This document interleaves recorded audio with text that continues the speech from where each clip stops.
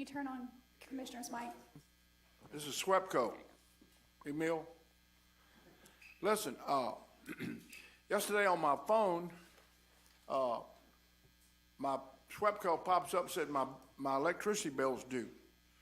We mailed our, I called my office, my secretary mailed my check on the 8th. Yesterday was the 15th, is that right? These utility companies are quick to tell you that you're not paying your bills, but the mail's slow. I don't know about y'all, but we've having some real problems up our way. So I hope y'all look at that email. You hear what I'm talking about? Come on up here. I don't believe you're hearing me. Mr. Gillum, you can come on up here too. Emil just sold you out. Emil we wasn't communicating good to Emil. I've tried to talk to you. Shake your head like this if you hear me. What I was saying was, Bobby, yesterday on my phone pops up, they're gonna cut my electricity off for something it's 17th, okay? But I mailed my check yesterday on the 8th. So I don't know, y'all check with y'all's accounting departments up there. The mail's terrible, and something ought to happen. Because I'm sure you knew I'm gonna pay my bills because I have to have electricity in the summertime. It's 100 degrees. But I'm sure that's not just happening to me. And I don't know what you can do about it, but there needs to be some leniency or something. And that goes for energy and Clico and all, because the mail is terrible. You know, 6 to 7 days late. Used to be I could mail a letter to Baton Rouge the next day. You get it. That's not happening anymore. I just brought that up to tell them that. Y'all got it? Good deal. All right, thank you. Tell Malcolm about that too. I see him back there in the back. Because you're not the only company having that issue. A lot of it, I think, is the mail. I had a partner, one of my colleagues, he mailed a contractor a $9,000 check and it got lost in the mail. Yeah. So,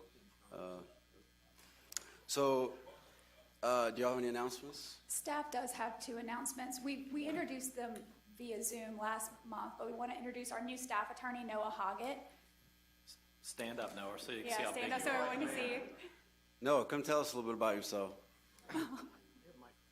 Oh, you have one? Oh, yeah, you had a mic. Good morning, Commissioners. My name is Noah Hoggett. I was in private practice for the last 6 or so years. Prior to that, I graduated LSU Law. Prior to that, Marine Corps. That's about it. Thank you for your service. Thank you. So, nice to meet you. Where are you from? Originally Oxford, Mississippi, but via North Louisiana. Welcome to the team. Thank you.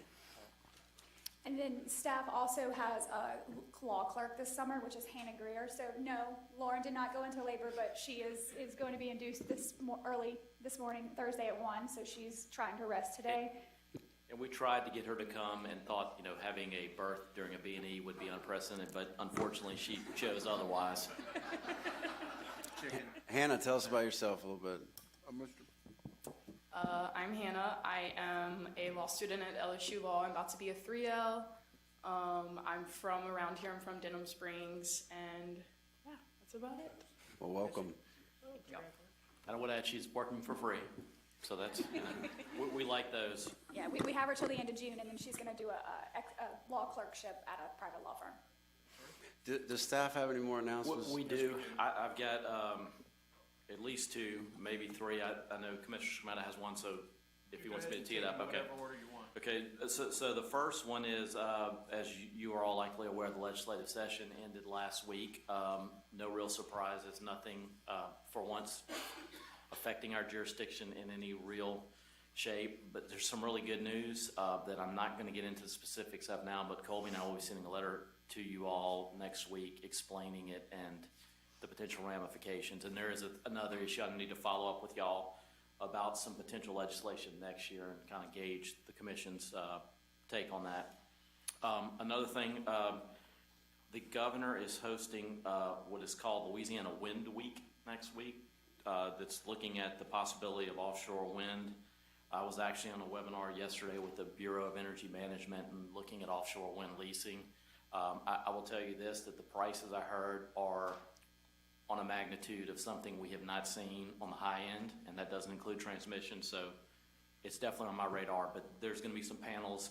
I think there's one with a number of commission-related people that I'm gonna be on. I think someone from the Alliance, someone from MISO, someone from one of the utilities will all be on the panel, and Professor Zimmering's gonna moderate that. So that's all available. I'll send out the information on our website. They're gonna be 9 to 11 for Monday through Friday next week. And the third thing that I was referencing with Commissioner Scametta, we are going to host a technical conference / presentation from Mike McAnally, who's with LSU faculty. The title will be The Impact of Increased Renewable Electric Generation on the Power Grid and the Texas Freeze of February 2021 and its impact on ERCOT. So this kind of ties in with some of the prior directives we've issued about what happened. It's going to be a very technical presentation with lots of graphs from what we've seen. Do you have a mic, Phil? Yep. It is going to be, and I don't say this lightly, it's incredibly technical. It'll make a MISO working group meeting seem like a coloring book. But I will tell you that it is incredibly worthwhile for MISO participants, SPP participants, MISO and SPP representatives, meaning participants meaning the co-ops, the investor-owned utilities. If there are any commission staffers who feel that they need to ingrain themselves a little deeper in this, I recommend that each commissioner send one of their executive assistants to this. I think it's, I got a lot out of it, and they came to see me for about an hour, and I think it's something worthwhile sharing. I'm going to give this packet of information to you. Brandon, you can pick it up whenever you want. But I think, Brandon, you got a date, what you're Sure, looking at? we've got a lot of availability where we'll fortunately have the big room, and this was preset at the beginning of the year that we had the small room today, but we're looking at tentatively the week of June 28th. I'll get with all of you what works best, and I think he's available that time as well. And without getting too technical, I think that this is a great analysis of Texas on the drop-off of the renewables and the inability of some of the traditional baseload to be able to pick up and create that connection and get it back running. And I think that the explanation that Professor McAnally can give, it would be much greater and much more in-depth and it'll take a lot longer than I'm gonna take up of your time today. So on that note, is Daryl Brown, can you stand up? As Daryl's a new face from MISO, and is going to be in Arkansas, but we may see a little more of him. So Daryl, welcome, and make yourself at home. And one last announcement, just for clarification purposes, because someone brought this up to me yesterday. A reminder, the July B&E is July 14th. We moved it about 3 months ago, but on the website, it was still showing the 21st. On the calendar on the website, it's showing the proper date on the 14th. So, Right. And that's MISO's the week of the 21st, so that's the move. So just make that note. Okay. Commissioner Campbell? Hey, usually we put this at the beginning of every month about how high electricity is. Some of you fellows are getting on up there pretty good. SWEPCO, man, you're at almost 13 cents per kilowatt hour. Energy's not doing too bad either. They're at 12 cents. You know, when we first came here, it was 8 cents, 9 cents, and we never had a few 10 cents. Now we're up to 13 cents. Pretty soon we'll be at 15 cents and 16 cents, and you can quit talking about the cheapest electricity rates in the United States. We'll be right with them all. This is troubling. We put this in your little folder every year. I could brag on Claiborne Rural Electric and Washington St. Tammany. They're at 9 cents, and a lot of difference between 9 cents and 13 cents. A lot of difference. I'm looking at this, and I know there's always a reason why you're at 13 cents, and you know there's a reason for everything. But people who pay these bills have a hard time. You know, I offended one of our members when I said Louisiana was a poor state. Let me restate that. Louisiana is a state that has some financial problems. And now we got 13-cent utility rates, and it makes it worse. So anyway, y'all tighten the screws a little bit. Quit making excuses. Tighten the screws a little bit. 13 cents. What's next? 15? You know, I remember when you was 8 and 9, but we jumped up there. So I'm watching, and I'm not preaching. I'm just watching.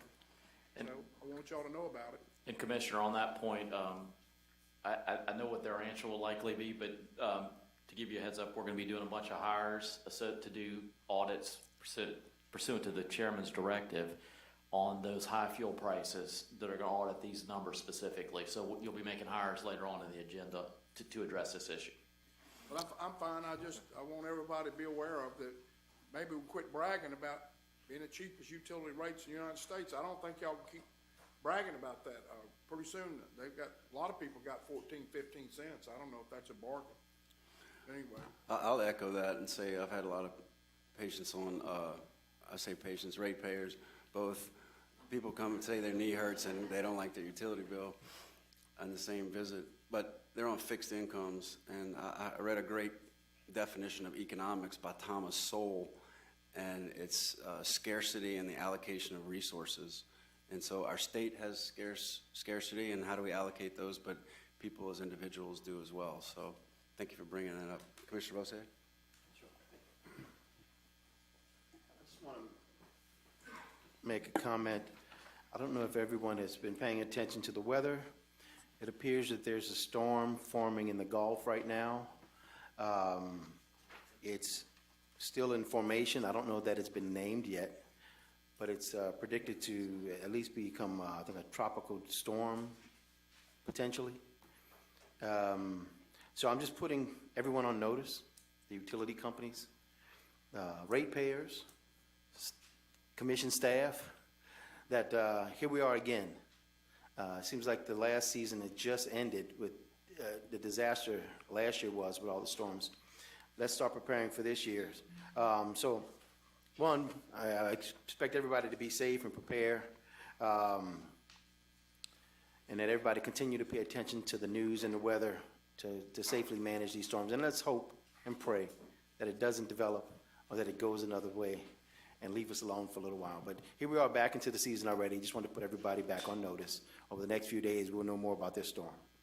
And Commissioner, we actually 45 minutes ago got an email from GOSEP to start the task force calls, and I know Jessica's hiding somewhere in the back, so she'll be there. Okay. But what we can forward on, and I know Jessica sends all that info to y'all, and any of the briefings we get from the Weather Service, if you're interested in them, just let us know.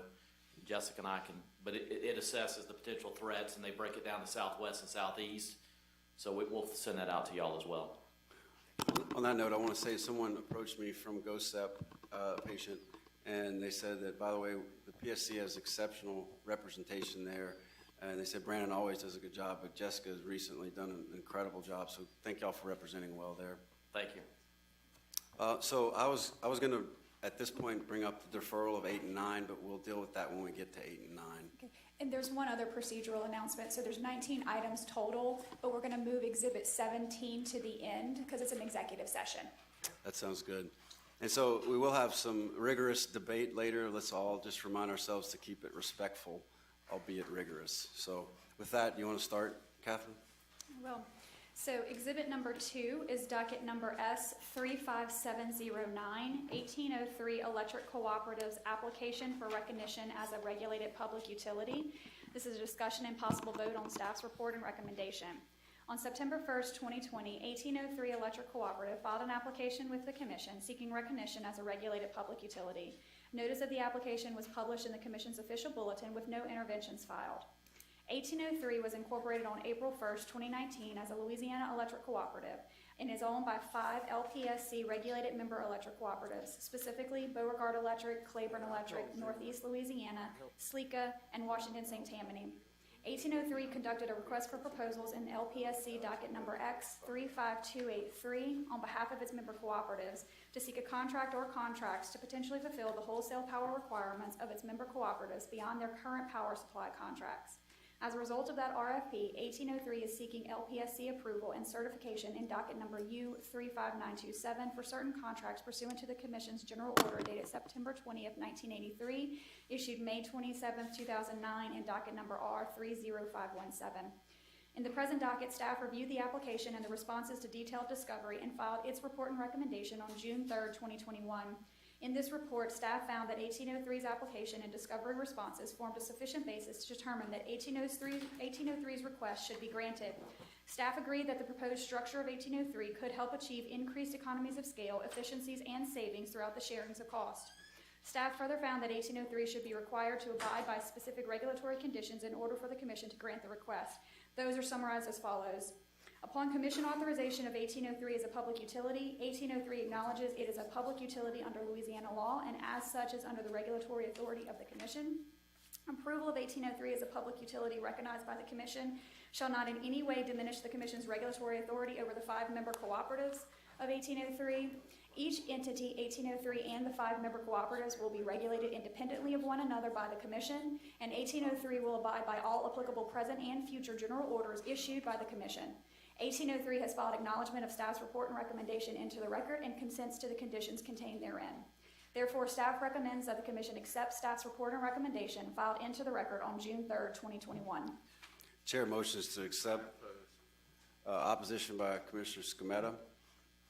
We'll proceed to do you have any discussion? Yeah, I'll explain the issues. I've had an opportunity to review some of the FERC cases, and I'm not satisfied with the analysis of the staff on this particular issue.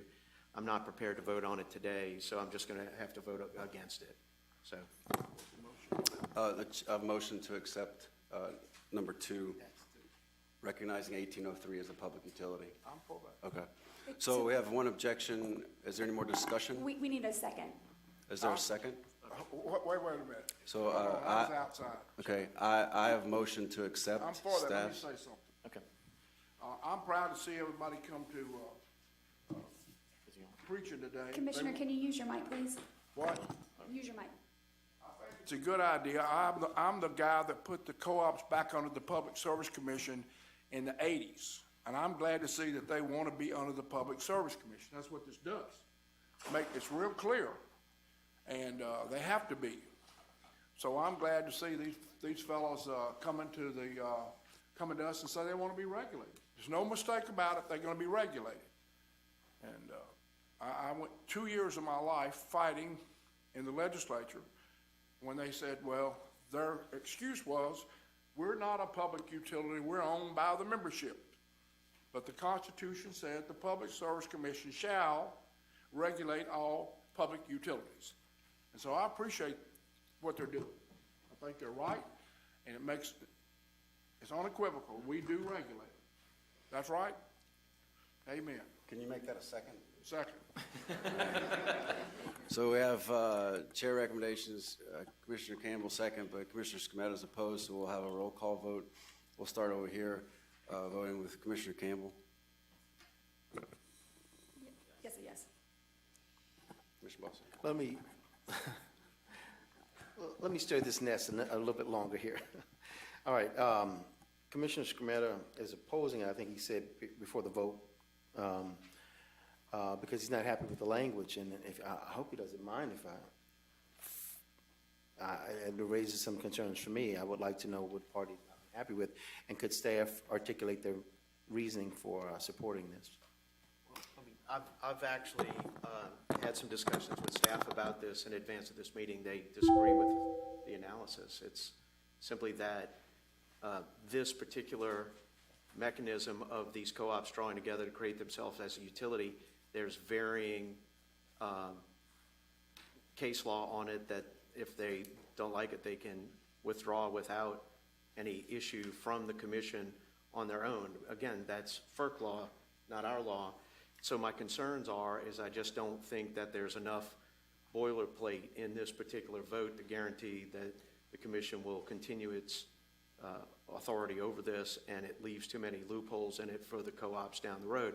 And like I said, I wouldn't be against it if there was more in it to create a real firm grip on this particular issue, that's all.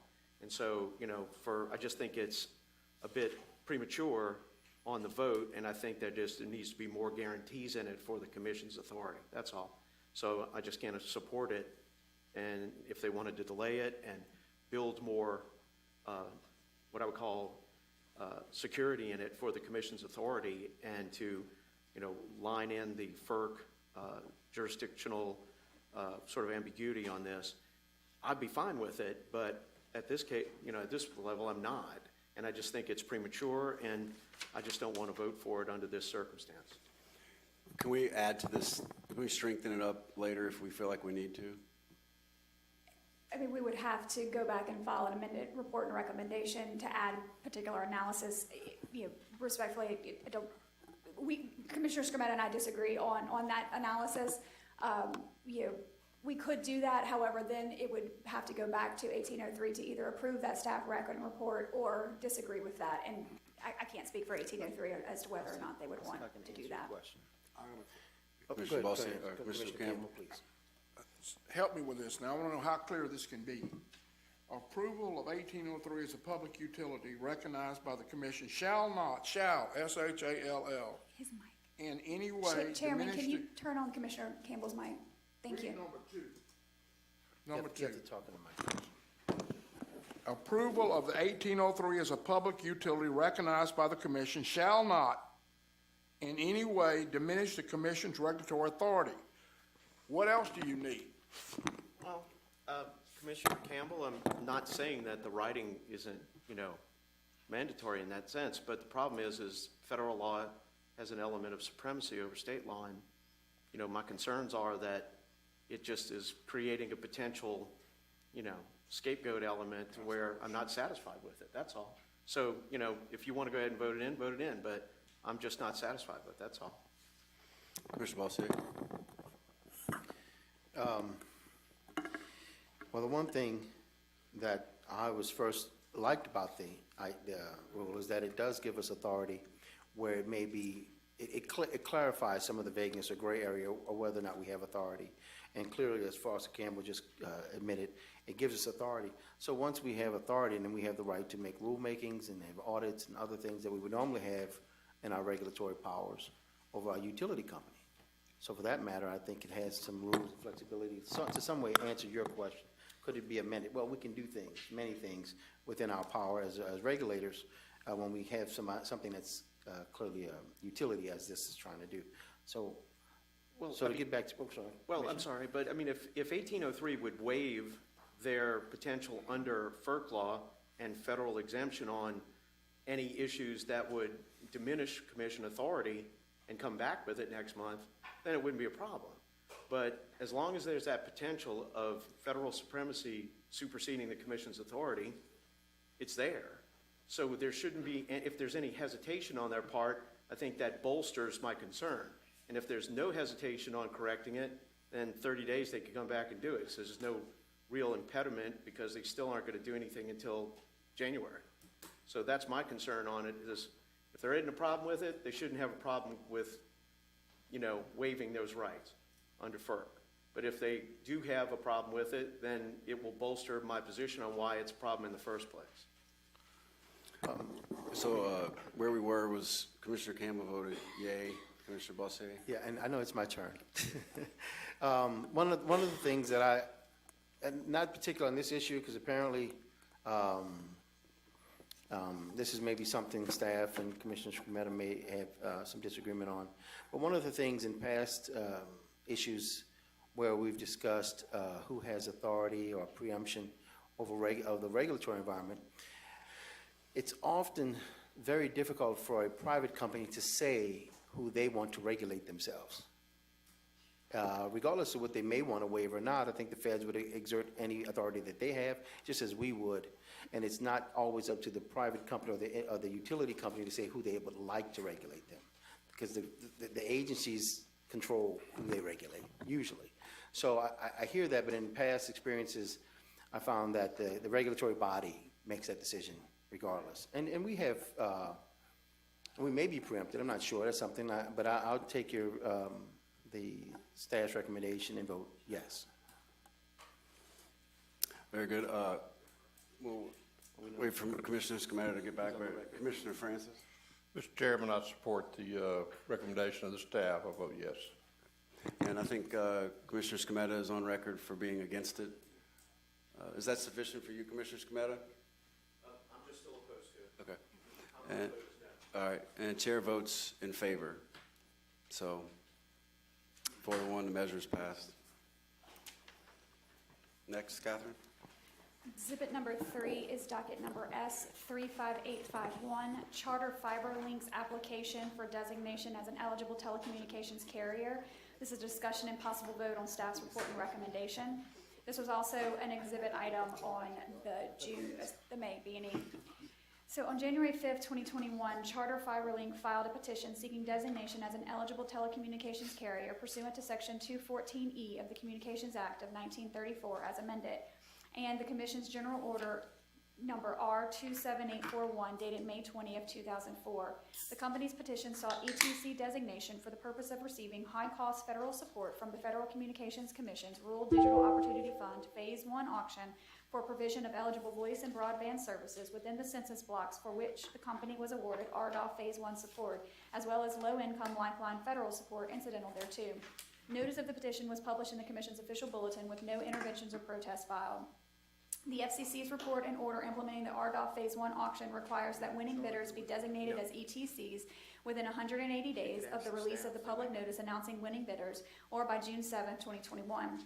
Pursuant to Section 214E of the Act, state commissions are given the authority to designate as ETCs those common carriers that meet certain federal service requirements and whose designation would be consistent with the public interest, convenience, and necessity. Consistent with its authority under federal law, the Commission issued the ETC General Order, which created a list of public interest criteria to be applied on a case-specific basis to all requests for ETC designation in areas served by rural telephone carriers. Charter FiberLink is a Delaware limited liability company and a majority owner and wholly controlled subsidiary of Charter Communications, Inc. Charter is a leading broadband connectivity company serving more than 30 million customers nationwide. Under the brand name Spectrum, Charter offers a suite of advanced communication services, including broadband internet access, cable, video, voice, and mobile services. Through its subsidiaries, Charter provides these services to customers in 41 states, including to approximately 141,000 customers in Louisiana. Based on the RDOF Phase 1 auction results, the FCC allocated $29,508,812 to an affiliate holding company of Charter FiberLink to expand access to broadband internet in 25,389 locations in Louisiana.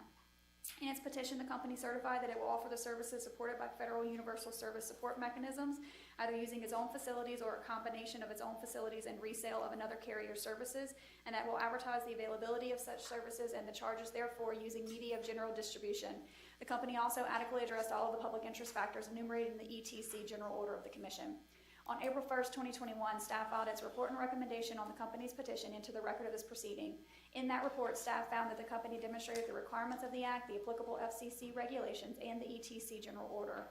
Therein, staff also found that designation of the company as an ETC in the designated service areas for the purpose of receiving RDOF Phase 1 and Lifeline support is in the public interest.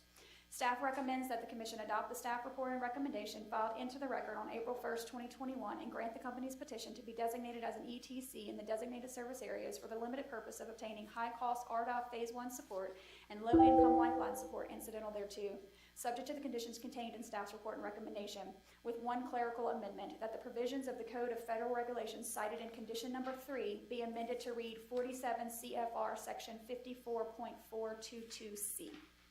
Move to accept staff recommendation. Second. There's a motion by Commissioner Scamatta to accept, second by Commissioner Francis. Any opposition or discussion? Hearing none, the matter is passed. Brandon, do you have anything you want to add afterwards about it? There was, I know Charter had raised some issues with respect to the ETC rulemaking that were more general. I say ETC rulemaking, the existing ETC general order the Commission has. And in our discussions, we talked about that might be something ripe for rulemaking. To relook at that, it's a relatively old order and things have changed to potentially make modifications to the requirements therein. And I think you've got a directive that might address that, the rulemaking. Would you read it for me, please? Sure. We'll pass this out. So there's a proposed directive by Vice Chairman Skrmetta. Under federal law, this commission has the authority to review and act upon petitions for eligible telecommunications carrier designations to enable jurisdiction telecommunications services providers to receive federal funding and provide service to unserved and underserved communities in Louisiana. In 2004, the Commission adopted a general order to establish public interest criteria applicable to providers seeking eligible telecommunications carrier designations. Given significant changes in the telecommunications industry and regulatory landscape in the past 17 years, there was a growing need to consider modernizing the Commission's process for review and compliance related to petitions for eligible telecommunications carriers designation, while also preserving the Commission's jurisdiction. Accordingly, I direct staff to open a rulemaking docket to consider amending the Commission's General Order number R27841 dated May 20th, 2004. And Charter gave me the thumbs up on that. That's consistent with our discussion, so. So is that, do we need to add that? Well, if there's no opposition to it because we Okay. didn't have it, but it's a directive basically to look at, and this would benefit all existing ETCs if we make modifications. And good, I just want to say, good thinking, Commissioner Scametta And staff. and staff. So is there any opposition to Vice Chairman Scarmetta's directive? Hearing none. Hearing none, the matter is passed. Next.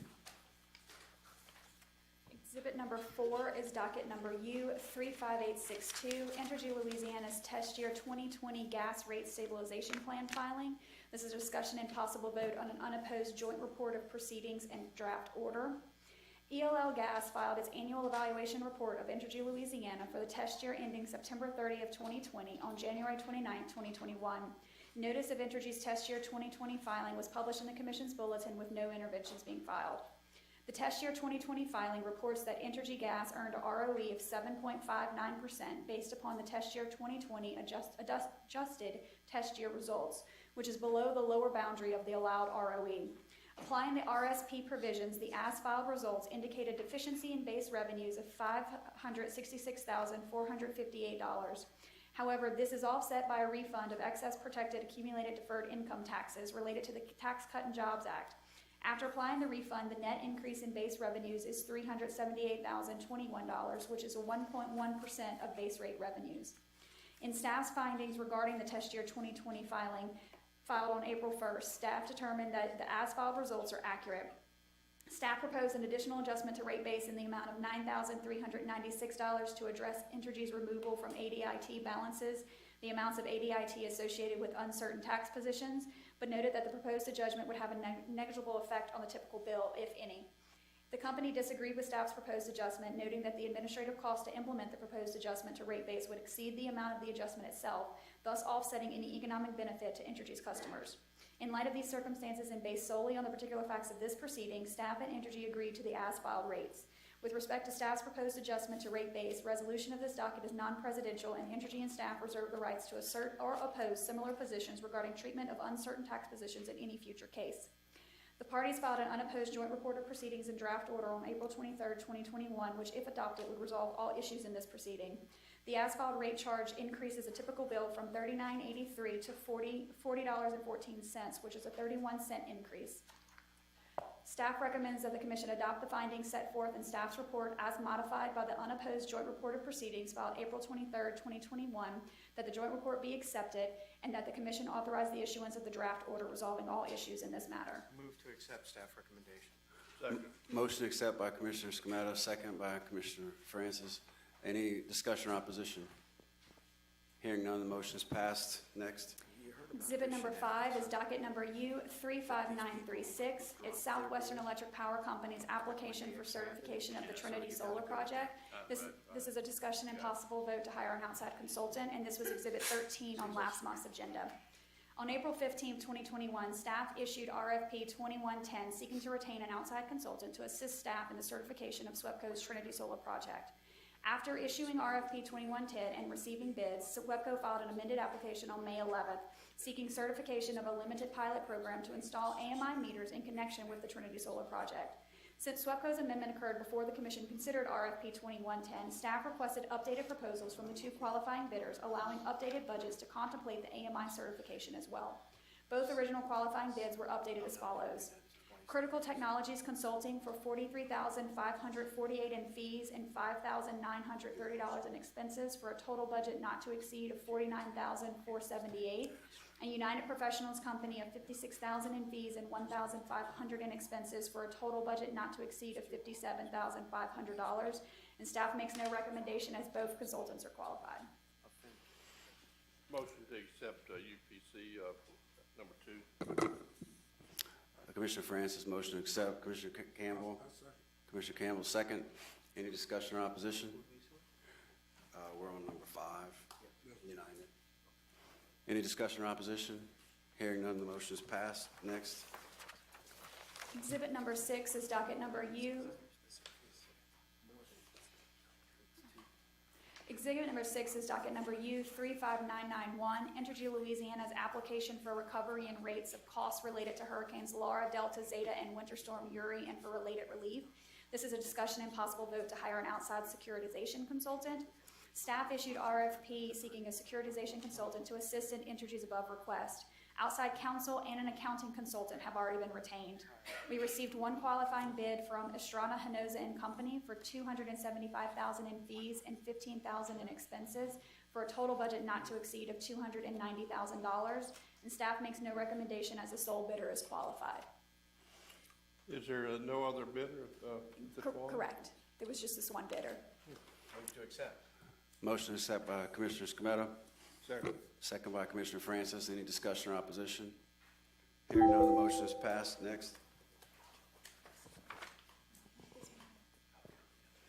Exhibit number 7 is docket number X35937. It's the Commission's Prudence Investigation of Atmos Energy Corporation's System Integrity Improvement Program, including an analysis of reasonable cost recovery mechanism. It's a discussion and possible vote to hire an outside counsel. Staff issued RFP 2111 seeking to retain outside counsel to assist staff in this prudence investigation and received 2 qualifying bids. The first is Patrick Miller, LLC, for $215,980 in fees and $5,510 in expenses for a total budget not to exceed of $221,490. And the second is from Stone Pigment of $467,000 in fees and $25,000 in expenses for a total budget not to exceed of $492,000. And staff makes no recommendation as both bidders are qualified. Chair motions to accept the bid of Stone Pigment. Mr. Chairman, Second. Offer a substitute motion for the low bid of Patrick Miller of $221,000, which is more than half as much less than Stone Pigment in this matter. It's a significant, and this is an audit case. This isn't a particularly what I would call hyper-sensitive issue. I think that it's unconscionable to go to an issue that's more than 2+ times more than what the low bid is. Okay, so on the table right now is a motion by me to accept Stone Pigment and a second by Commissioner Bossier, and then a substitute motion by Commissioner Scametta to go with a bid of Patrick Miller. Is there a second? I'll second that. Second by Commissioner Francis. I will oppose the bid of Patrick Miller, and so we will go to a roll call vote. Commissioner Campbell? This is on the substitute. That's on the substitute Correct. motion. Substitute motion. No. Commissioner Bossier? No. Commissioner Scametta? Yes. Commissioner Francis? Yes. And I vote no. So that matter is defeated, and then we go back to the original where I made a motion to accept Stone Pigment, and Commissioner Bossier made a motion, a second, and we have opposition? No. No opposition. Hearing none, the matter is passed. Next agenda item is exhibit number 8, which is docket number X35981. It's the Commission's investigatory audit of Total Environmental Solutions, Inc.'s compliance and management of all drinking water and wastewater systems, including compliance with a modified consent decree. This is a discussion and possible vote to hire outside counsel.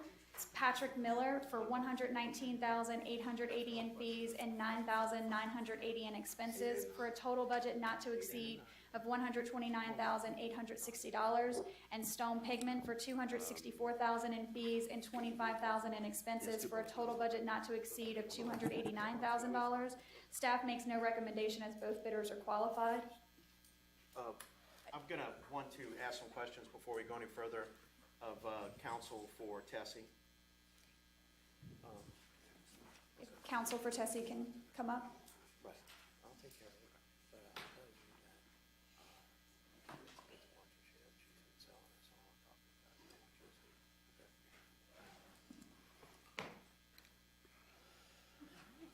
Morning, Good Kara morning. Cantrell and Tim Poche. Welcome. Mr. Boucher, who do you represent? Tessie, So you're their attorney as well? environmental counsel. I'm sorry? Environmental. You're environmental Yeah, counsel? make sure your mic's on. Yes. So are environmental. you the counsel representing them for the purposes of everything associated with the Tessie issues other than environmental?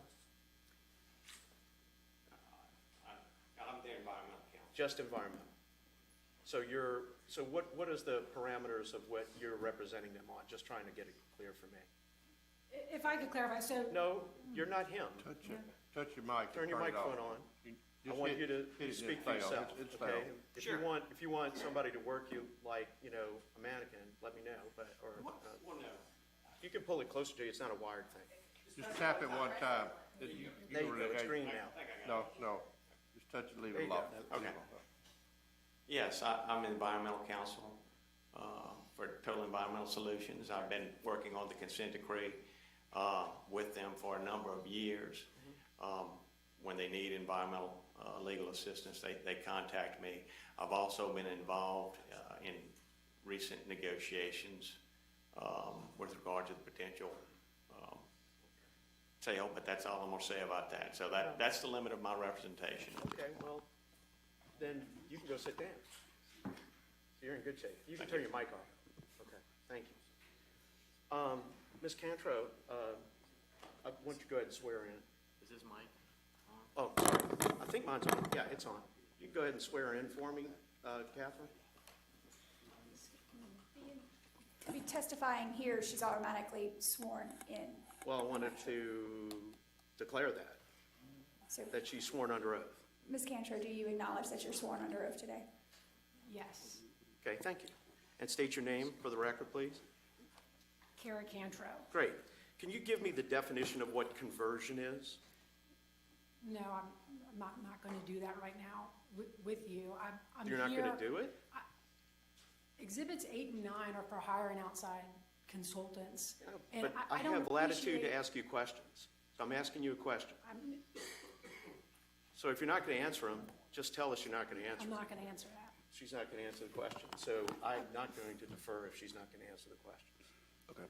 So then I suggest So- we go forward with the vote. Okay, so I make a substitute motion to defer 8. There's no substitute motion. There's no substitute. There's no It's motion? just your Okay. motion to There's no defer. motion on the thing, but she's refusing to answer any questions. We're going to defer the order. That's So- Commissioner So Green answer. I make a motion to defer 8 and 9 1 month. Second.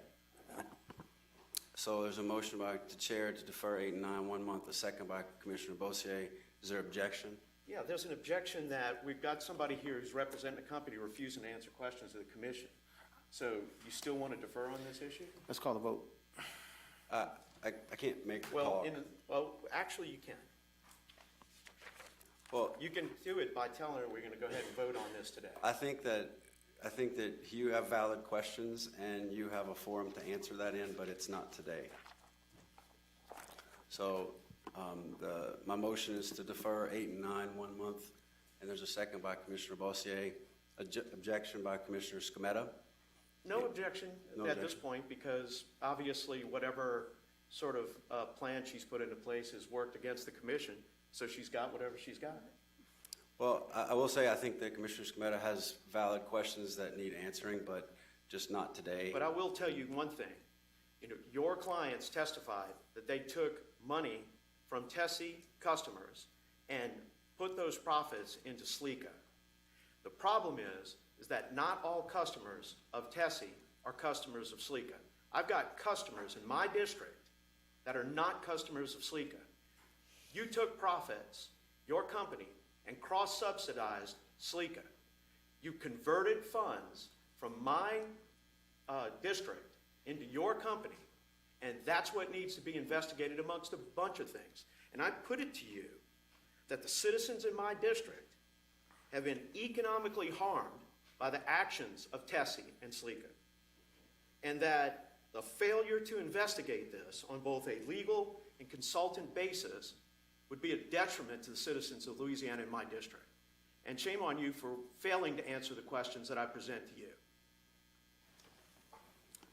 So, No opposition. No opposition, and we will have to answer some of these questions at some point. We want answers from them, but not today. So, hearing any other opposition or discussion? I do have a comment. Commissioner Bossett? Well, first of all, let me make just a brief comment. First of all, I support Commissioner Green's motion to defer this matter for some time. We're all interested in what Sleeka does. And that as the company moves forward, I understand that it may be a sale that may come from this. All I want to say is that the company being for sale is something that we're paying attention to at the commission, and that ultimately we want a good, fair deal, a fair price, and make sure that nothing more than the people, the ratepayers of Tessie, are fairly represented in that process. So I want a fair process, above board, great price, great deal for everybody involved. Should that be part of what's going on right now, has been discussed. And so I know that you'll go back and take care of that. And I know the company's are regulated, I know the company's been audited. If there's any discrepancies, we can work all that out. I haven't seen or heard any such thing. It may be true, I have no idea, but that'll be worked out in the wash. So stay in touch with us. Keep us posted. I hope the staff is very diligent about watching over this for the next period of time, but I'm eager to see where you go with it. But I look forward to it. And again, I support Commissioner Green's efforts in this. Mr. Chairman, I have some comments. You're excused. I have some comments about this issue that I can tell you that obviously someone is too fearful to make comments and ask questions before this commission, that I can tell you that the Board of Tessie has voted to accept the offer of one company and then immediately turned around and offered the sale to another company who called me last night and was pressed to present a secondary offer before 5 o'clock yesterday. So there are corporate shenanigans going widespread in the sale of this thing. You can shake your head all you want. You had an opportunity to sit up here and answer questions. So, you know, my position is we are being treated like the old proverbial mushroom at the commission. And so we're going to find out in a month that there were shenanigans going on, not from just the company, but from potentially council. And we're going to have to look very hard on what was sold to the commissioners and the executive assistants of these commissioners, and what was told to us being truth, and what was told to us being not the truth, and where we were. And, you know, we have had experiences with the council from who just was at that table and the mistreatment of this commission in the past. And we should have learned on what's acceptable on how we've been dealt with in the past. And for to have someone sit there and refuse to engage in a reasonable dialogue with this commission about reasonable questions is unacceptable. So when we get here next month, you know, when you try to sell the company for its assets, or you try to sell the company for its stock and its liabilities to an unwary participant, just be prepared to come back next month and see the ball roll, because it's unfortunate that you didn't want to engage in a dialogue. Thank you. Commissioner Campbell? I'm as I say, I'm glad you brought that up, because I've been lied to here by council before, and I'm going to bring that up in the near future. So I don't know any people ought to tell the truth. I passed a rule to make everybody swear in. You remember? And there were some people on this commission that fought that like hell. They didn't want you to have to swear in. I don't know if y'all remember that. I'm the one that said, when you come up here, you ought to be under oath, just for the record. So anyway, I had an incident with a guy that told me something that I'll bring up real soon that hurt a lot of people, and he didn't tell the truth, and the guy's been disbarred now. So I'm like Mr. Schemata, anybody comes up here ought to tell the truth or don't come back. I want to say something. That don't come back. So, you know, we need to know that you're telling the truth, and I don't question Ms. Cantrell at all. I think she's telling the truth, doing her job. But anyway, just to clear the air, everybody that comes up here, make sure you're telling us the truth. Because you are under oath to tell the truth. Some people said, I remember the argument, well, you're a lawyer, all lawyers tell the truth. Well, I don't believe that. I don't believe all lawyers, just because you're a lawyer, you tell the truth. And I have proof of that, because we had a lawyer come up here and tell me something that wasn't the truth. But while we're having this prayer meeting, from now on, remember everything you say up here certainly ought to be truthful as you know it. As you know it. You can make a mistake, but as you know it, it should be the truth. And I'm glad we have the rule. We had that in the legislature, that you have to, when you go there, you have to put, you don't have to swear them in. It's understood that you're telling the truth. Just for clearing the air a little bit, because that's been I'll bring up something in the next month or so that you'll know all about it. I was told something that was a complete lie. The guy knew he was lying when he did it. It hurt lots and lots of people. But that'll be a surprise for you, okay? It's coming. Thank you. Commissioner Francis? Yes, I have a lot of respect for my fellow Commissioner Scametta and his questions about this situation. And we're going to look at this again in a month, so that looks to me like where we're headed. I'd like to ask Commissioner Fry's attorney, it would be proper for Commissioner Scametta to put down some written questions about it to inquiry so we'll have some hard answers in black and white to. Sure. I mean, there's nothing We'll wait prohibits until next month yeah. when we hire Okay. attorneys. And I would say, as my experience as a businessman, I wouldn't want to buy a company with a cloud overhanging over it, like with these unanswered questions that Commissioner Scametta's tried to get to today. I'm sorry you didn't get any answers, but so apparently, Mr. Chairman, we'll have our day next in 30 days. We'll be able to discuss this and get down to the nitty gritty. Okay, so I'm in favor of 30 days. And I think, if I'm correct, in 30 days, we would probably vote to hire a team to investigate. And then Yeah. we'll go from there. We probably won't have No, a we court won't have any session. more questions. Yeah. So, if we get The pros do it. if we get the questions answered, then that would mean it would we wouldn't need to hire an investigation, right? No, it'll be much more further than that. We will have to hire. so there's some thought that in the sale discussions that a lot of these questions would be answered, similar to your thoughts of if you're buying a company, you don't, but if they're not answered to Commissioner Scametta's satisfaction, and then further investigation. Yeah. But I've asked them to prioritize the sale, and that's why we're pushing this back. Nobody wants to impede the sale because the sale would be independent of the investigation. Commissioner, because- could you use I'm your sorry. mic, please? The sale would be independent of the investigation anyway, because more than likely, because I know one of the sales is for the sale of the assets and not the company. And I do know that there's some push, because I got a call from the person that they're secondarily trying to call, saying that they tried to sell the company with the stock, and they don't want it. And that it's more than likely going to be an asset sale, which the company will still exist with them. But either way, the violations, the consent decree, and all of the potential issues that we've had from whistleblowers still follow the company and the people who violate this consent decree and violate the federal and state law. So no matter where the company goes, the issues follow. So if they buy the stock, they buy the problem. That's why I understand the primary buyer who's offered and been voted on as confirmed to purchase it only bought the assets and did not buy the company. So I think what we find as we go further on is that there was an effort to find another buyer to buy the company to get the actual company as well as the assets out of their hands. But I don't know if that's going to actually happen. All right, so where we are now, love your passion. No, it just is what it is.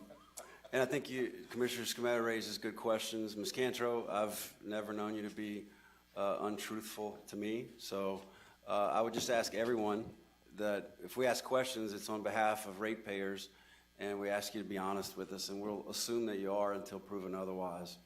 And other than that, even though we get passionate, we're going to try to maintain a degree of respect. And so I think this matter has been addressed, and we can move on. But I would like to point out that it's a two-way street in commission land. So if you won't answer our questions, I'm not going to answer your questions.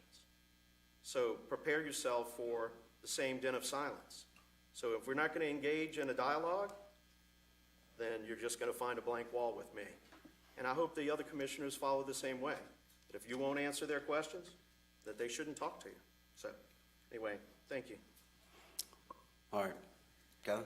So Exhibit 8 and 9 are deferred. It's all the same thing. Exhibits until 10 through 15, 16. commissioners, are all solicitation hires to handle audits for the winter storm fuel cost for all the various utilities, so these are gonna be fairly repetitive.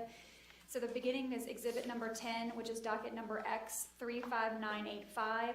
It's the commission's audit of fuel costs of CenterPoint Energy Resources, doing business as CenterPoint Energy ARCLA and CenterPoint Energy Intex, associated with the February 2021 winter storm event. This is a discussion and possible vote to retain Exeter and Associates. Based on the commission directive at the April 2021 B&E to begin audits of the investor-owned utilities and gas local distribution companies, February 2021 winter storm costs, including evaluation of lessons learned and best practices in order to mitigate similar problems in the future, staff solicited Exeter and Associates to assist in the audit of CenterPoint Energy Resources Corp. Staff solicited Exeter and Associates, given the company's recent hire, to assist staff in CenterPoint Energy Louisiana's division's purchase gas adjustment filings for January of 18 through December of 20. Given Exeter's recent hire for CenterPoint's purchase gas adjustment clause filings, and that the fuel audit of February 21 winter storm is not anticipated to exceed $50,000 in professional fees, it is staff's opinion that no formal RFP is required for Exeter to assist staff in the audit of CenterPoint's February 2021 winter storm cost. Exeter responded to staff solicitation with the following proposal: $24,050 in fees and $2,450 in expenses, for a total budget not to exceed of $26,500. And staff recommends that the commission retain Exeter and Associates to assist in the audit of February 2021 winter storm fuel costs for CenterPoint Energy Resources Corp. Motion accepted. Motion accepted by Commissioner Francis, second by the chair. Any discussion or opposition? Hearing none, the motion is passed.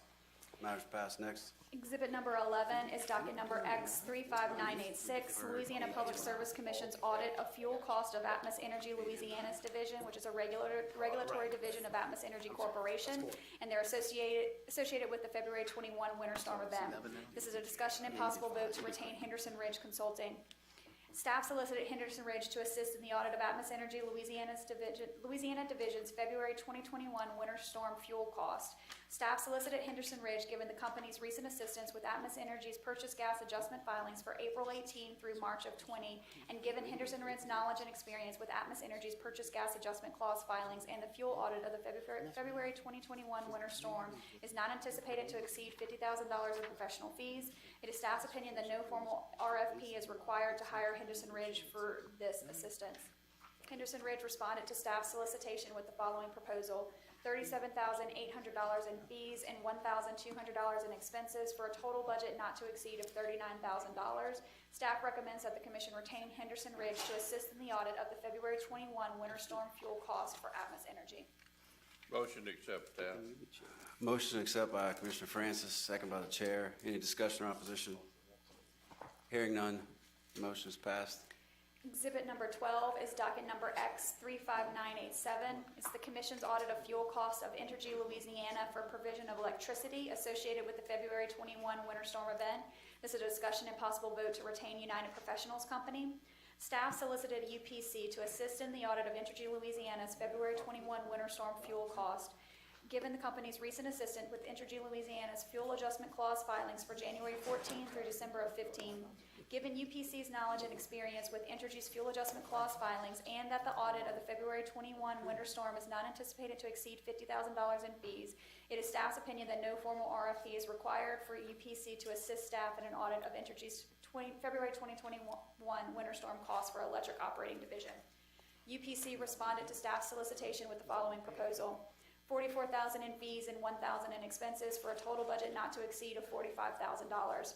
Staff recommends that the commission retain United Professionals Company to assist in the audit of the February 2021 winter storm fuel costs for Entergy. Motion to accept, Taft. Motion accepted by Commissioner Francis, second by the chair. Any discussion or opposition? I got something. Okay. I'm not trying to be real picky here, but Commissioner, your mic, please. All right, there you go. I am trying to be real picky. I'm not gonna apologize to you. I said I wasn't trying to be picky. I'm trying to be picky. People doing the same work, somebody's getting $400 an hour, somebody's getting $200 an hour. Come on, man, you're embarrassing people up here. I mean, you know, if you're doing the same amount of work, let something, bells go off in your head. You know, I see 400, 200, same work. What's the deal? Could y'all split it, make me feel a little better at 300? I mean, damn. That's all I got to say. High utility rates going up, $400 an hour. Commissioner, I would say if the $200 guy person takes twice as long, then it's just the same as the $400 guy doing it half the time. And maybe he's not driving a Mercedes, he's driving a Infiniti or something, you know, I don't know. Anyway, troubles me a little bit. Thank you, Commissioner. Mr. Francis? we might want them to come up here and explain the difference and why they're important, Mr. Campbell. We'll defer that for next month. All right, I don't think there's any opposition or discussion, so hearing none, the matter's passed. Next. Exhibit number 13 is docket number X35988. It's the Louisiana Public Service Commission's audit of fuel costs of Entergy Louisiana for the provision of its natural gas, and it's associated with the February 21 winter storm event. This is a discussion and possible vote to retain Exeter and Associates. Staff solicited Exeter and Associates to assist in the audit of Entergy Louisiana's natural gas division's February 21 winter storm fuel costs, given the company's recent hire for Entergy Gas's purchased gas adjustment filings. Given Exeter's recent hire for Entergy Gas purchased gas adjustment filings, and that the fuel audit of the February 21 winter storm is not anticipated to exceed $50,000 in professional fees, it is staff's opinion that no formal RFP is required for Exeter to assist staff in an audit of Entergy Gas's February 21 winter storm cost. Exeter responded to staff solicitation with the following proposal: $7,300 in fees and $1,200 in expenses for a total budget not to exceed of $8,500. Staff recommends that the Commission retain Exeter and Associates to assist in the audit of February 21 winter storm fuel costs for Entergy's gas division. This one is $200 an hour, Commissioner Campbell. Yeah. Chair motion to accept. This was $200 an hour. Hey, Motion to hello. accept. You know what, I mean, We lowered them already for you. $200 an hour, man, y'all are giving that stuff away, aren't you? And you can hire these fellows up here, good lawyers, and pay them $50,000 a year, or $35, $50, whatever. $200 an hour. I think we're a little bit above that, guys, huh? Are we? I hope. This is not a recruiting conversation, so. Yes. Did I give him a raise? Actually, I think we did give some of them, maybe. We'll look up that later. You're all right. So there's Okay, a go motion by ahead. the chair. Is there a second? Commissioner Francis, Oh, second. In no opposition or discussion, the matter is passed. I would like to interject. Whoever's capable, if we have enough electrons, can you make it a little cooler in here? We've got it It's cranked all the way all down. the way down. Oh, okay. Yeah. Next. Exhibit number 14 is docket number X35989. It's the Louisiana Public Service Commission's audit of fuel costs of Southwestern Electric Power Company associated with the February 21 winter storm event. It's a discussion and possible vote to retain Resolved Energy Consulting. Staff solicited Resolved Energy Consulting to assist in the audit of SWEPCO's February 21 winter storm fuel costs, given the company's recent assistance with SWEPCO's fuel adjustment clause filings for January 16 through December 18. Given REC's knowledge and experience with SWEPCO's fuel adjustment clause filings, and that the fuel audit of February 21 winter storm is not anticipated to exceed $50,000 in professional fees, it is staff's opinion that no formal RFP is required for REC to assist staff at an audit of SWEPCO's February 21 winter storm cost. REC responded to staff solicitation with the following proposal: $48,000 in fees and $1,800 in expenses for a total budget not to exceed of $49,800. Staff recommends that the Commission retain Resolved Energy Consulting to assist in the audit of February 21 winter storm fuel costs for SWEPCO. Motion to accept by Commissioner Francis. Second? Second by Commissioner Bossier. Any discussion or opposition? Hearing none, the matter's passed. Next. Exhibit number 15 is docket number X35990. It's the Louisiana Public Service Commission's audit of fuel cost of Clico Power associated with the February 21 winter storm event. It's a discussion and possible vote to retain London Economics International. Staff solicited London Economics International to assist in the audit of Clico Power's February 21 winter storm fuel cost, given the company's current assistance in Clico Power's fuel adjustment clause audit for January 18 through December of 19, given LEI's knowledge and experience with Clico Power's fuel adjustment clause filings, and that the fuel audit of February 21 winter storm is not anticipated to exceed $50,000 in professional fees. It is staff's opinion that no formal RFP is required for LEI to assist staff in an audit of Clico Power's February 21 winter storm cost. LEI responded to staff's solicitation with the following proposal: $25,230 in fees and $1,704 in expenses, for a total budget not to exceed of $26,934. Staff recommends that the Commission retain London Economics International to assist in the audit of the February 21 winter storm fuel costs for Clico Power. Motion to accept. Motion accepted by Commissioner Francis, second by Commissioner Bossier. Any discussion or objection? Hearing none, the matter is passed. Next. We're gonna put 17 last, is that correct? Yes. And for 16, Commissioner Scametta has the tally sheet one, so we'll do the NGA first for that. So exhibit number 16 is reports, resolutions, discussions. As Secretary Fry just mentioned, we'll skip the report section and move on to the Oh, wait, discussions. he's in now? Oh, Okay, okay. we'll do it now. We'll do the reports. Under reports, there's a report from Charter Spectrum regarding efforts to provide service to the Tausheek community, and this was exhibit 15 on May's agenda.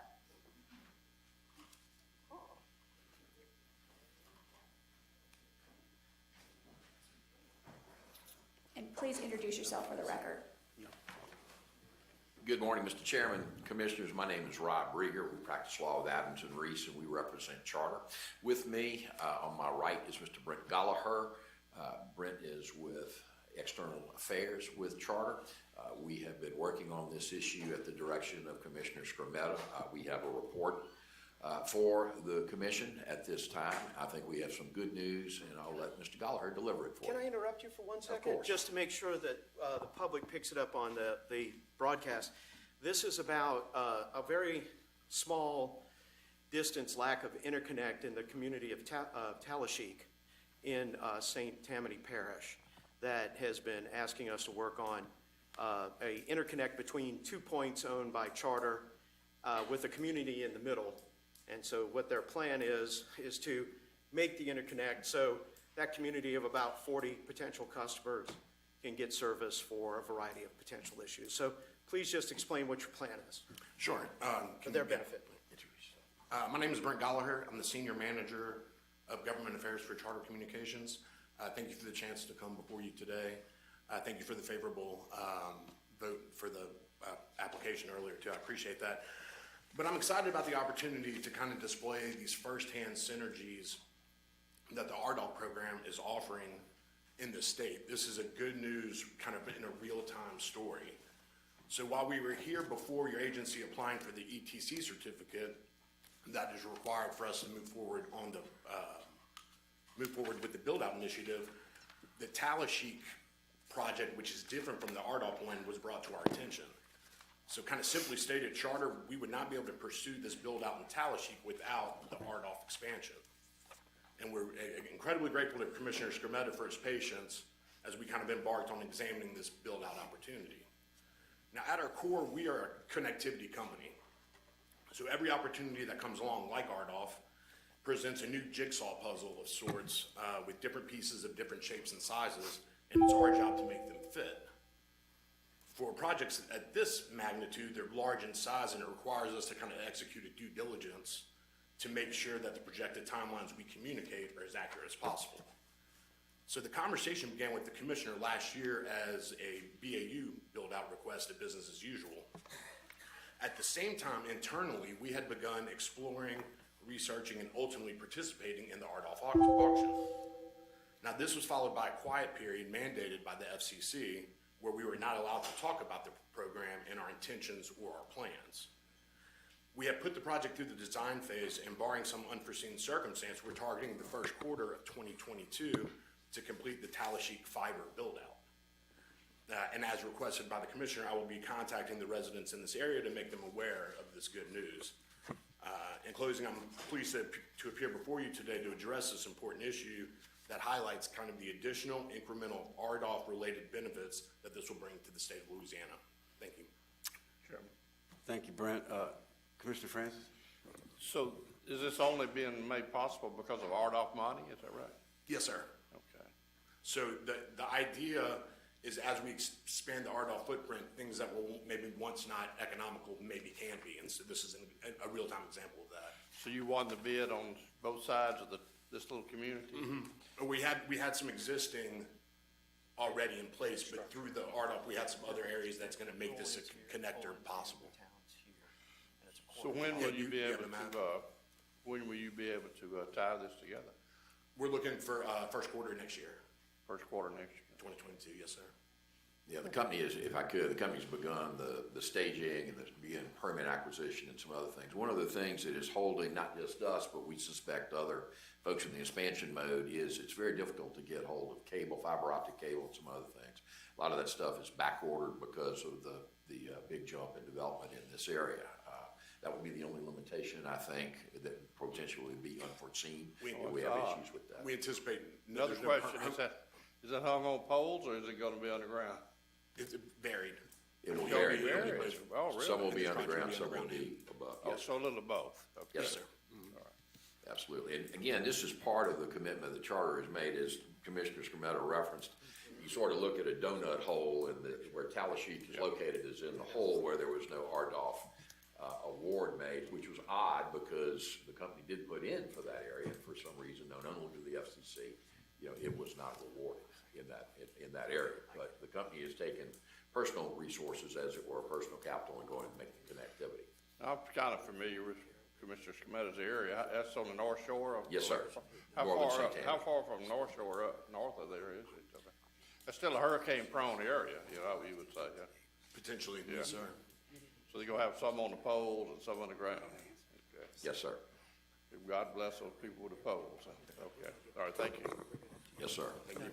Thank you very much. Thank you. Thank you. I appreciate you, mostly because since we've gone on YouTube and we have community television, et cetera, it's important because the people in the state who watch this, we can contact one person from the community who we have, but we want to make sure that people who are in the community know what work y'all are doing and know what the potential is for that particular thing. But one of the things I've done on my social media is I'm expanding, I'm putting out with reasonable limitations the maps of the RDOF awards for the state of Louisiana, so people can see what's going on and where it's going on.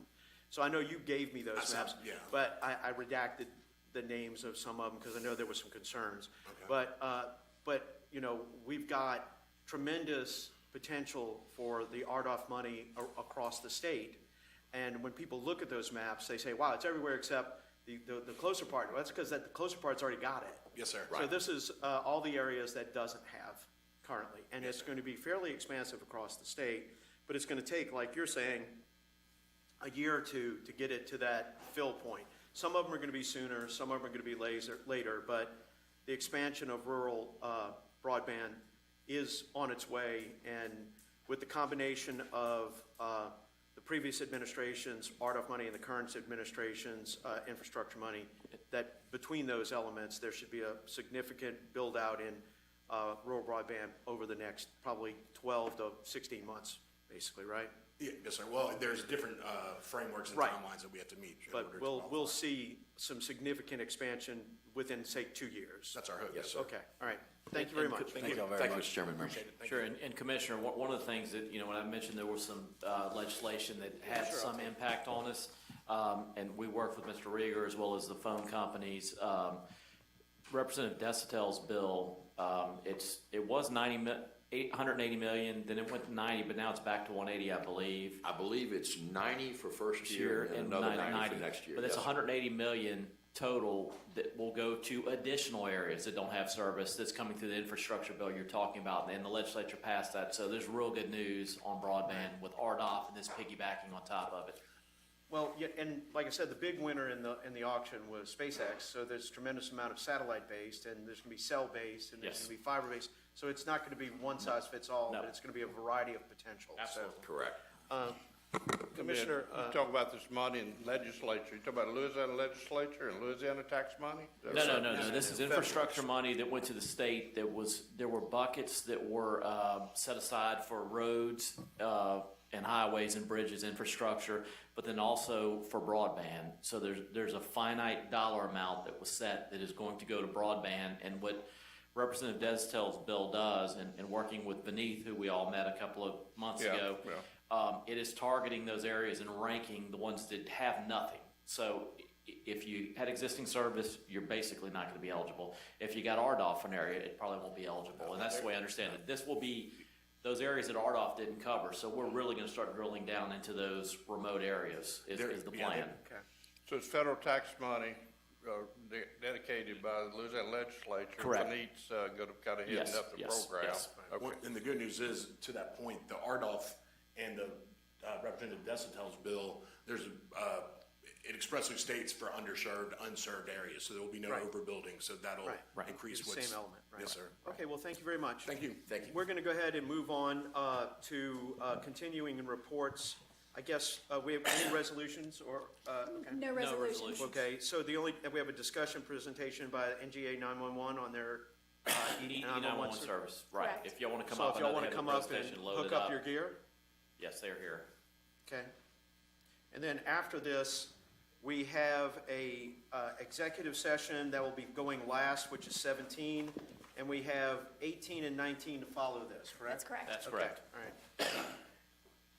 all right. Please feel free to introduce yourself, and you can begin whenever you're ready. Commissioners, thank you for the opportunity to be here today. Grant Guillot from Adams and Reese. While Don is setting up, I'll tell you a little bit about what we're presenting. Don Ferguson is the CEO of NGA 911. NGA 911 is an E911 service provider, but importantly for our purposes here, they are a commission tariffed entity. So they have a TSP certificate with the commission right now, and they are headquartered out of Beverly Hills, but they're doing an increasing amount of work in Louisiana. And the reason why E911 services are becoming incredibly useful across the nation are because, as Don will explain, it pretty much takes a lot of the guesswork out of locating victims of disasters and basically coordinating responses to disasters, given our horrific past storm season this past year, and unfortunately what's likely to come with future storm seasons. Being able to have the most efficient 911 program in place is absolutely, I would say, imperative and critical. But Don's going to tell you a little bit more about this technology, but I know this commission, one of the things that you're always looking to do is not have Louisiana be last, but rather have Louisiana be on the front.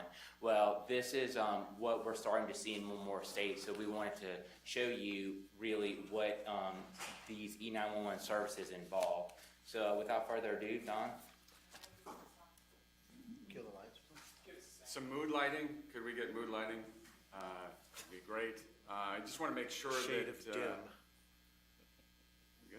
Good. I just wanted to make sure that, that my computer is sharing the screen up there. It took a little while for it to. They have it up here on their screens. We have it. Right now. Oh, you do? Oh, we have it on our main Oh, screens here. perfect. Okay, so you can see the PowerPoint. Okay. Can we get- It's not going up there, but so what I'd like to do is first thank you for the opportunity to share with you some information about the next generation of 911 and some of the things that we're doing to lead in to really lead the charge in upgrading and enhancing the safety and security of citizens across the nation, and of course, including the work that we've been doing in Louisiana. So that said, oh, there we go. That said, I'll jump right into it. Just a very brief introduction. There's about 10 slides. I know we're slotted for 10 to 15 minutes, so there's 10 slides. I'll be brief. And Go ahead. I will rip through them, and a 2-minute video that will help to understand some of the problems that are currently faced with the legacy 911 system. First, a bit about NGA 911. We have over 550 years experience in 911, and a $100 million in contracts. One of the unique things that we're doing is we're bringing this cloud infrastructure and the investments from these cloud providers, Microsoft, Google, and Amazon Web Services, to bear on public safety. And I'll talk about that a little bit. This is enhancing security, reliability, and resilience of the 911 system, and we're the company that has led that process. We do have a couple patents in the area, and I would like to point out in Louisiana, the state is covered by 7 selective routers. A selective router is essentially a technology that is used to route 911 calls across the state. As you see, there's 7 of them. This was patented by AT&T back in around 1976. Yes, the state is running on essentially 1976 technology for it when it comes to the routing of 911 calls. This technology has served the state and the nation very well. But as you can imagine, with the introduction of the mobile handset and the various technologies that can make better information available for a citizen who needs 911 services, this older technology has run its course. So some of the problems is that really when 911 started, it was really developed with an ILEC-centric approach. And in today's world, that means that in order to get a 911 center, otherwise called a PSAP, connected to a citizen who needs help, you would go to the central office and you would create essentially TDM trunks or analog trunks between that central office and that 911 center. Much has changed since then, but those methods are still being used today, which leads to essentially a stranglehold on innovation. That network infrastructure, that old network infrastructure, that it's geographically vulnerable, and that's the 2-minute video that I'm going to play for you in just a moment. Some of the consequences of being geographically vulnerable, that it's highly proprietary, there's very little transparency, and that this is blocking the advancement of enhanced public safety and personal safety throughout the state. That said, Nashville, Tennessee, Christmas Day, 2020. A bomb rips through the center of the city, critically damaging a building that contains vital telecommunications equipment. Within seconds, the 911 emergency network is lost, not only in large swaths of Tennessee, but Kentucky as well. The blast demonstrated what happens when communities are saddled with legacy technology to handle their emergency calls. Enter NGA 911. We help communities leverage technology and data to make communication easier and more reliable on both sides of an emergency call.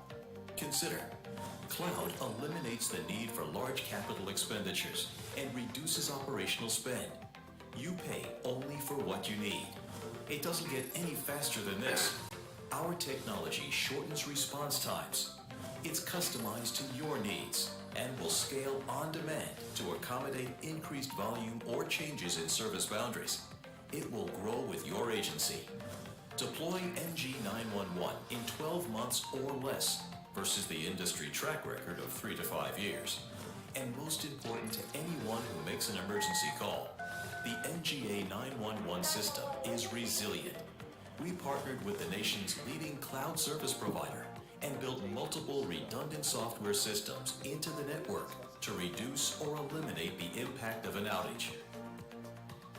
The Nashville incident is not unique, and there are hundreds of other 911 outage incidents that take place every month. That's why we invite you to get a personalized demonstration of how easy it is to migrate from your unreliable legacy system to our robust cloud-based next-generation 911 technology. NGA 911.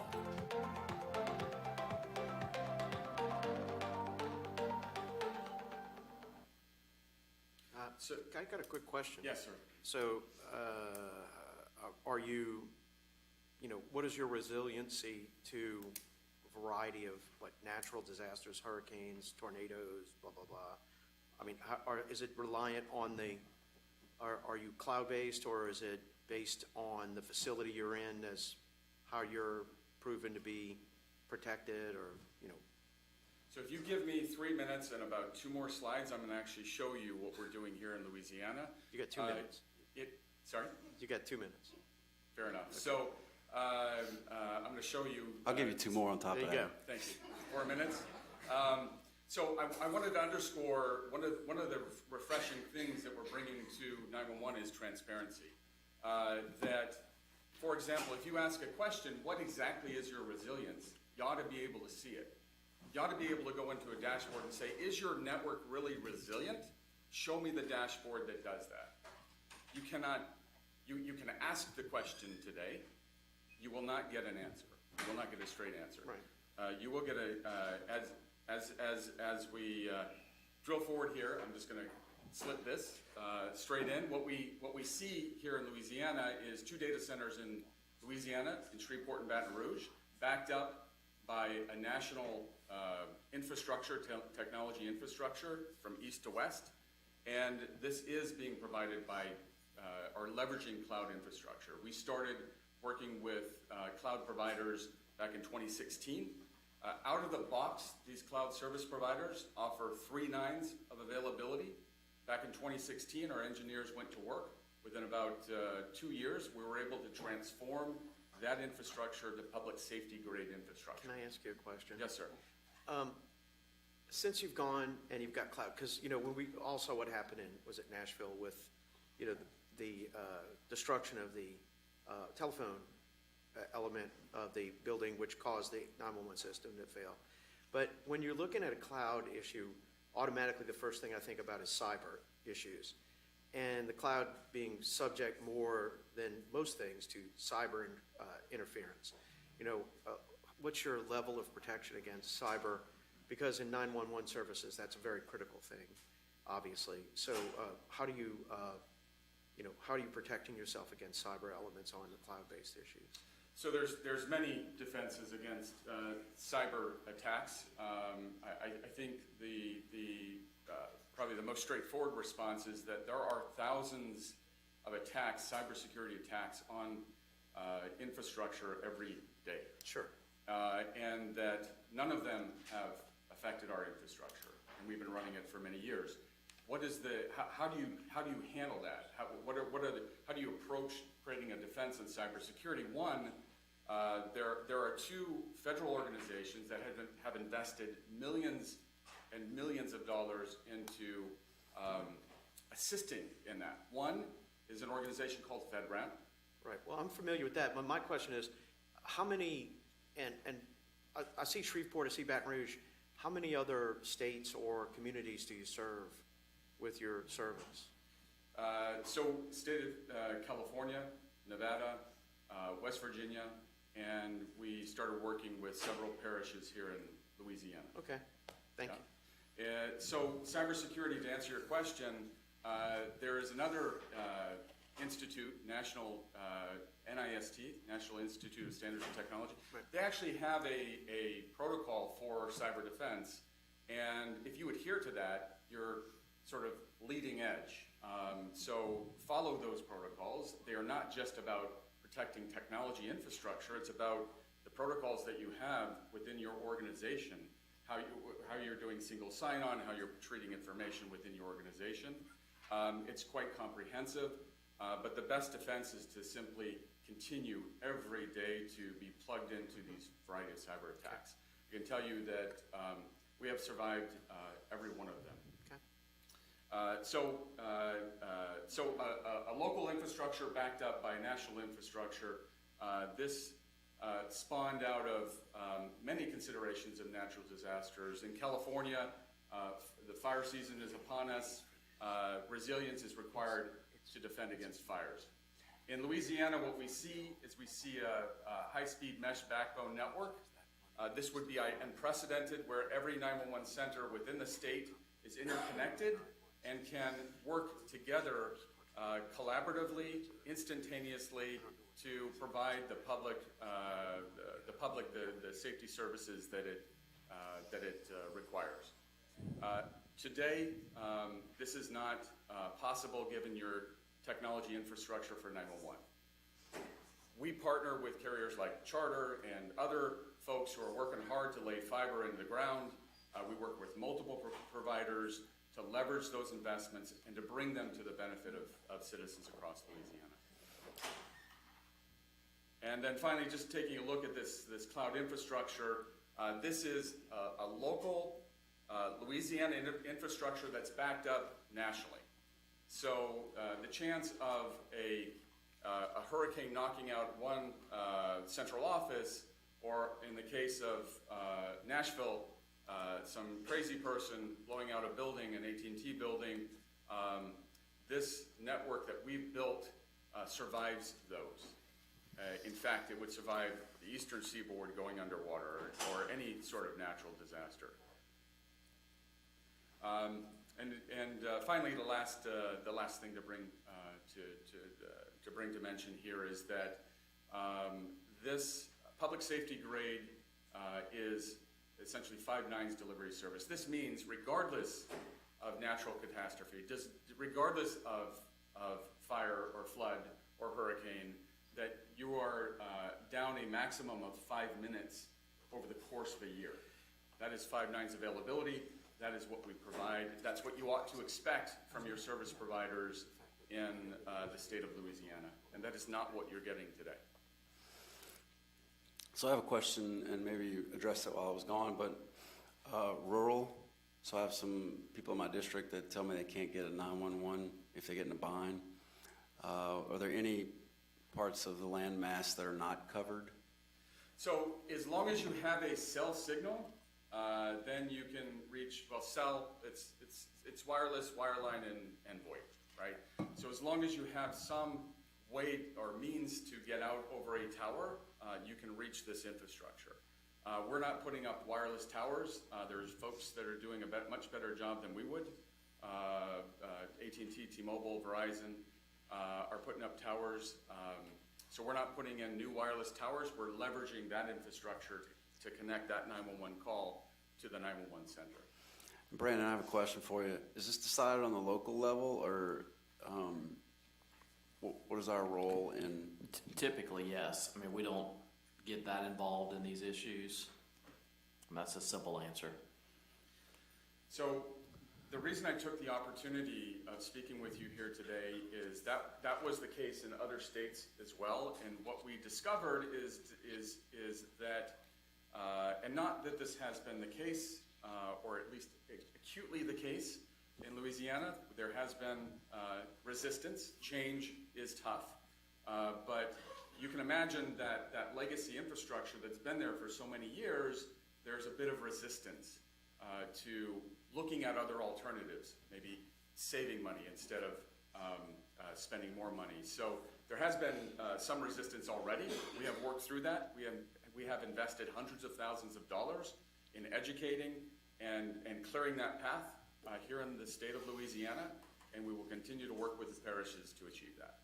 Well, thanks for your efforts, and I think we could say it's probably saving lives. So thank you for the information and the presentation and continued efforts. Thank you. Thank you, Commissioners. We appreciate Thank you. it. Next is 18. Okay. Yeah, so get the lights back. There we go. I was kind of digging the Like dim. magic. I watched the Super Bowl in the dim ones. That's right. I think they got a little news coverage, didn't they? Yeah, it did. There you go. So I think we're on to 18. We are. Exhibit number 18 is docket number U35299, Clico Power's application for implementation of changes in rates to be effective July 1, 2020, and extension of existing formula rate plan. This is a discussion and possible vote pursuant to Rule 57 on an uncontested stipulated settlement, so this will need 2 votes. On June 28, 2019, Clico Power filed the instant application in accordance with Commission Order Number U33434A. Notice of the application was published in the Commission's official bulletin However, the application needed to be re-urged to include additional direct testimony, which was filed on December the 11th, 2020. Notice of the re-urged application was published in the Commission's bulletin again, and interventions were filed by the Alliance for Affordable Energy, Cabot Corporation, International Paper Company, and Packaging Corporation of America. CLECO's request included an extension of its formula rate plan, a change in base rates, including recovery of costs associated with the St. Mary Clean Energy Center, its START project, and certain transmission projects, creation of a new IICR rider, and continued flowback of EDIT in compliance with the Commission's TCJA order. After extensive discovery, analysis, and negotiations, the parties to the proceeding achieved a consensual resolution of all issues. And on June 11, 2021, staff and CLECO Power filed an unopposed motion for consideration by the Commission pursuant to Rule 57 and approval of the uncontested proposed stipulated settlement and proposed second amended and restated formula rate plan of CLECO Power. The settlement, if approved, would extend CLECO's FRP for 3 years. The FRP does not authorize rate increases based on ROE, but rather only requires refunds if there is an over-earning in a particular year. The FRP also requires EDIT credits over the 3 FRP extension years and limit CLECO's requested base rate increase to approximately 8.5%. Staff recommends that the Commission take this matter up pursuant to Rule 57 and accept the uncontested stipulated settlement filed into the record on June 11, 2021. Move to go 57. Second. Motion by Commissioner Francis to take this matter up under Rule 57, second by Commissioner Scametta. Any discussion or opposition? Hearing none, the matter is taken up under Rule 57. I move to approve the staff recommendation. I second that. Chair second. So motion to approve by Commissioner Scametta, second by the Chair.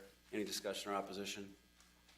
Hearing none, the matter is passed. I'd like to make one little comment, and I want to thank the interveners for their vigilance on this. I want to particularly thank the Packaging Corporation of America, International Paper, Cabot Corporation, and the Alliance for Affordable Energy for making this possible to get to this settlement. Thank you. Good job, everybody. And I do want to add, I had the opportunity during this particular process to work with attorneys from Phelps Dunbar outside the sphere of the overlord, John Shirley, and work with Nathan, and with Colin Buson, and I think that Nathan is obviously the permanent genius, but Colin has been a tremendous asset to your addition. He gets to do all the hard work. So, but I appreciate your extra efforts in this matter. John, you know my mama. She told me to surround myself with people smarter than me, and it would help. So I commend you for.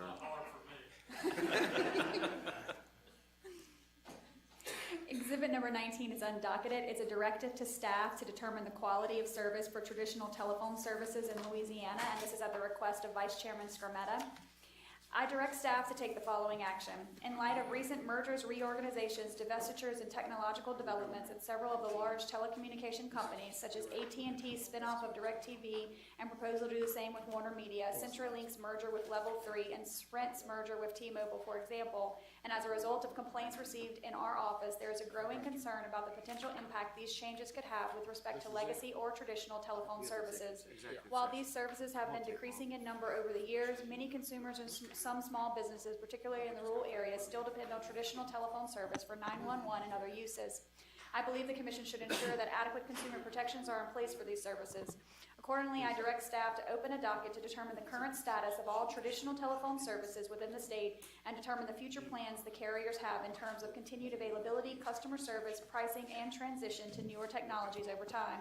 Staff shall take whatever action is necessary to accomplish this task, including issuing requests for proposals for the hiring of any legal or consultant outside personnel necessary to assist staff to accomplish the goals of this directive.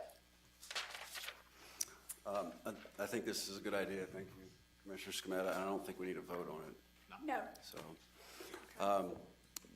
We'll move back to Exhibit 17. I will ask, let me read it into the record first, and then we'll clear the room. And we'll also, before we go in and start discussing, we'll give Derek a second to switch off the audio. Clear the room, et cetera. Yeah, do all that stuff, which. and for those interested, we will come back into.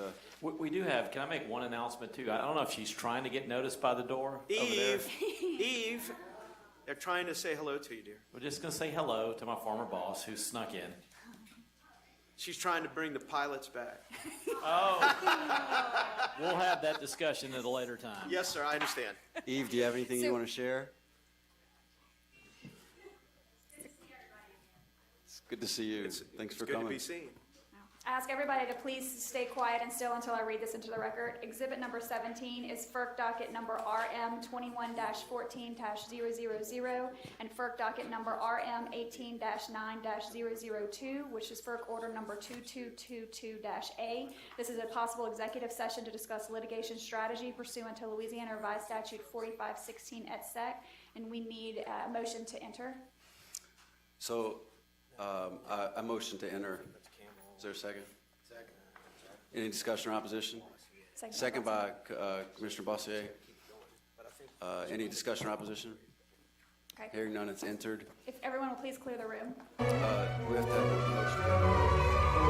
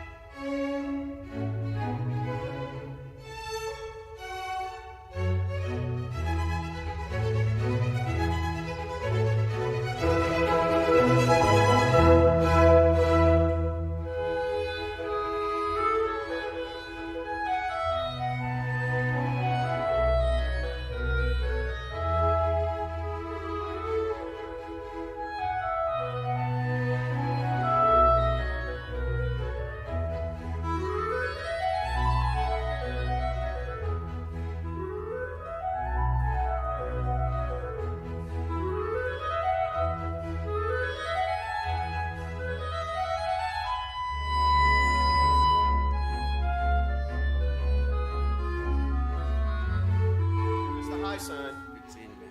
We got enough people to get us out of here.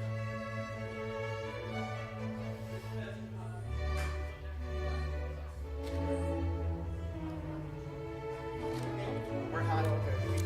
All right, chair motion, go back into regular session. Second, Second by Commissioner Scametta. Chair motion to adjourn. a move to, second moves to adjourn. Second by Commissioner Scametta. Any discussion or opposition? We're adjourned. Good job, everybody.